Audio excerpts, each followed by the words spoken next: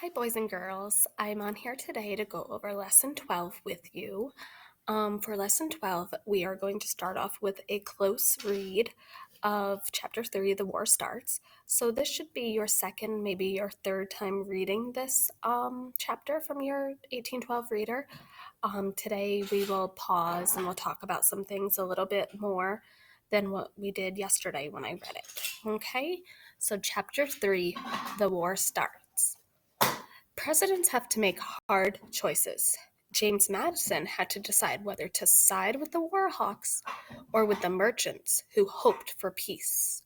And you guys should know that when you take sides with something, you either agree with them or if you take sides with them, you agree with them. If you don't side with them, then you don't agree with them. So he had to choose if he was going to agree with the Warhawks and declare war or if he was going to agree with the merchants and try to still stay out of it. In the end, he sided with the Warhawks. Madison asked Congress to declare war. On June 18, 1812, the United States declared war on Great Britain. The Americans were in for a hard fight. The British had a huge army. They also had the world's biggest navy. But the British were already at war with France. They could only send some of their troops to fight the United States. That was a good thing for the Americans. It meant that the United States would have a better chance of winning. So in this paragraph, we learned that the British had the biggest navy at the time. But one of the reasons that we decided to declare war is that they were already at war with France. So if they had part of their navy and their army fighting with France, that would be less troops for them to fight with us. So it would give us a better chance of possibly winning. Here is a picture of the British were already fighting France, so they could only send some of their soldiers to fight Americans. There's a picture of some army men. Even so, not a lot of people at the time could imagine that the United States could win. When we use the word imagine here, it means that a lot of people didn't think the United States was capable of winning this war, and that's why a lot of people were against it. Today, the United States is a strong nation. It has been around for many years. It has a strong army and navy, but that was not the case in 1812. Remember, it wasn't the case in 1812 because we were still a young nation. We were only about 30 years old. We didn't have a big army or a big navy, and that was very scary for some people to go to war with a huge nation like Great Britain. In 1812, the United States was not very old as a country. It had broken away from Great Britain only about 30 years before, and that was during the Revolutionary War. Remember in 1776 when we gained our independence. The United States had a different kind of government too. At the time, most of the nations of Europe were monarchies. Monarchies means that they were ruled by kings or queens. A king or queen would rule until he or she died. Then in most cases, the oldest son would take over. So that was very different than what we know here in the United States. There are some places that are still monarchies, and the king or queen stays in the family for almost the entire time because once they pass away, either their oldest son or oldest daughter takes over and they rule. So that was different. The United States was not a monarchy. It did not have a king or queen. Instead, it had a president. The president was chosen by voters. He did not get to serve until he died. He served for 4 years. Then when voters got a chance to pick their president, if they voted for a different president, the old one would have to step down. And this is an election year, so we're going to be talking about elections and presidencies. We'll vote in November of 2020 to see if Donald Trump will stay our president or if maybe we'll get a new president. So we still follow that today. When you're elected president, you're voted in for 4 years, and then you have a chance to serve a second term and get voted in for another 4 years. But that's it. After 8 years, there will definitely be a new president of our country. In 1812, most people in the world felt that the American government had a very strange way of doing things. They were not sure that the system would last and that the United States would be able to survive.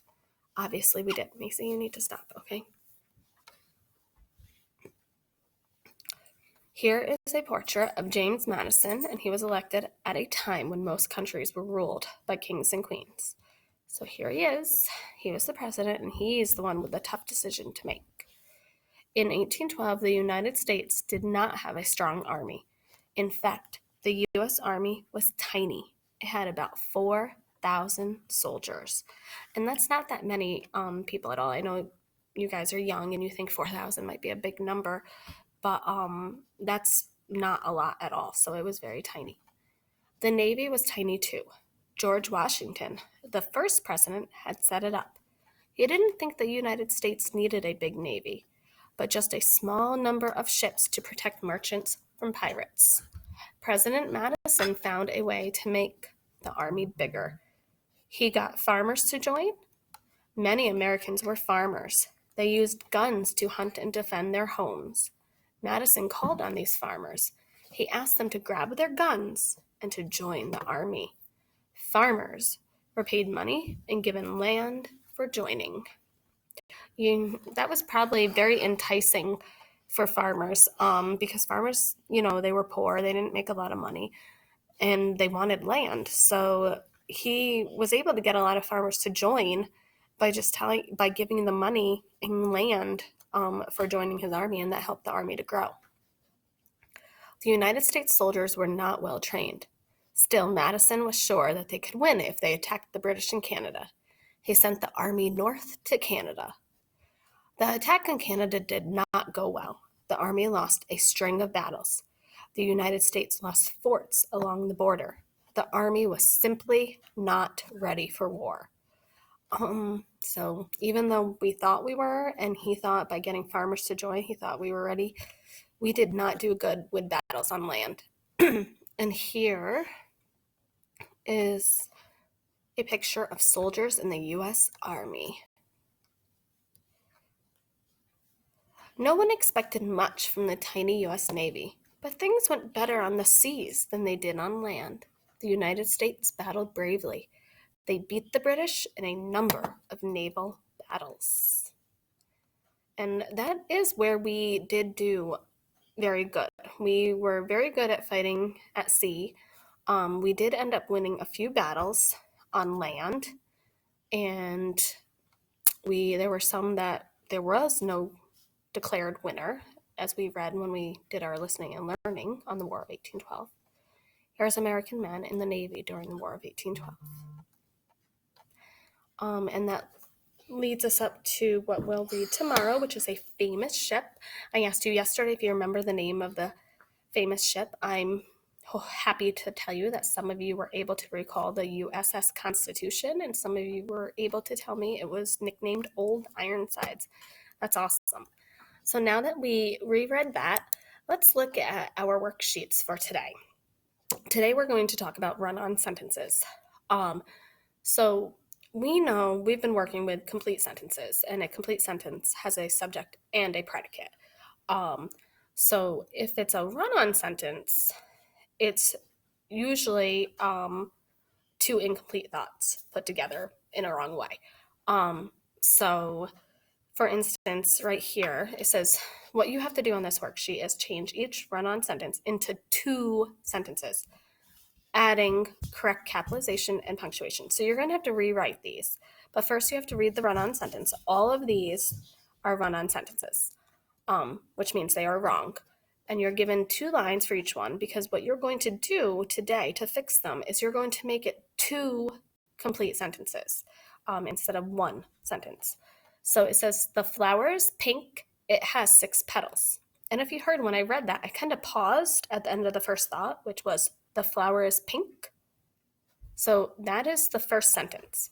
You will write on this line, the flower is pink, period. Then on this line, you're going to write your second sentence.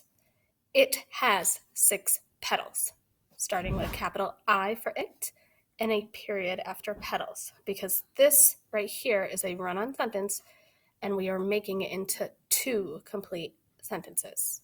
Okay? So the flower is pink, period. Capital for it has 6 petals, period. So number 2, the boy is eating an oyster. The oyster is big. I'm sure a lot of you are thinking, wow, she paused right here after oyster. So that is the first sentence. So you're going to do, the boy is eating an oyster, period. And then your second sentence is this right here. Start with a capital.